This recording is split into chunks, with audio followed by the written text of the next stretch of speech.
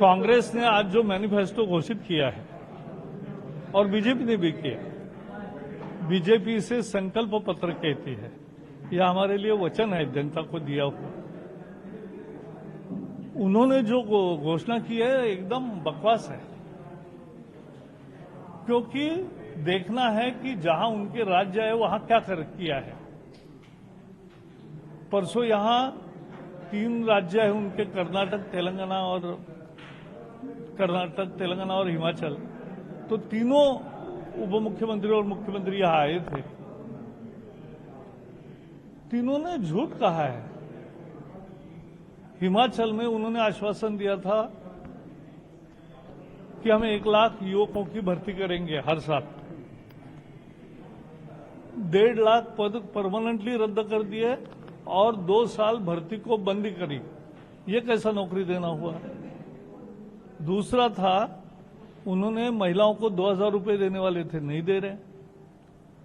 उन्होंने कहा था ओल्ड पेंशन लागू करेंगे, तो ओल्ड पेंशन का तो बात अभी आती नहीं, 34 में होती है, लेकिन अभी सैलरी समय पर नहीं दे रहे। तो ये है हिमाचल की कहानी। तेलंगाना में बेरोजगारों को भत्ता 3,000 रुपए और महिलाओं को 2,000 रुपए ये बताया था। 1.5 साल हो गया, अभी तक शुरू नहीं हुआ। तो ये तेलंगाना की स्थिति है।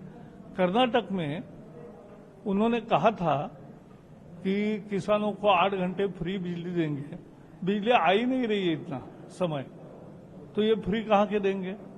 और दूसरी, उन्होंने भी महिलाओं को जो पेंशन नहीं, भत्ता की बात करी थी, उसमें भी पिछले 3 महीने की पेंशन नहीं मिला है।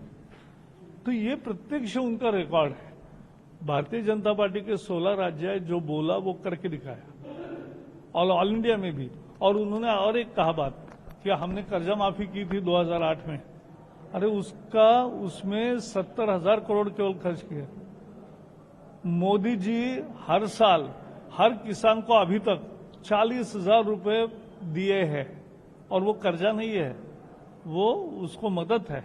40,000 रुपए 20 किस्त हो गए, और इसमें 4 लाख करोड़ रुपए अभी तक खर्च हो गए। उन्होंने 70,000 किए थे घोषणा, एक्चुअली 50,000 का ही कर्ज माफ हुआ, और हमने 40,000 रुपए 11 करोड़ लोगों को दिया।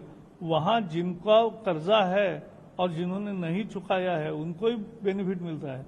यहां सभी किसानों को, 11 करोड़ किसानों को बेनिफिट मिलता है। अगाड़ी के मैनिफेस्टो का 1 लाइनर क्या कहेंगे? 1 लाइनर ये कहेंगे, ये झूठ का पुलिंदा है, और ये बिल्कुल ही प्रत्यक्ष जो आपने राज्य में नहीं किया है उसके झूठे वायदे देकर चौथा राज्य जीतेंगे, ऐसा कभी नहीं होगा।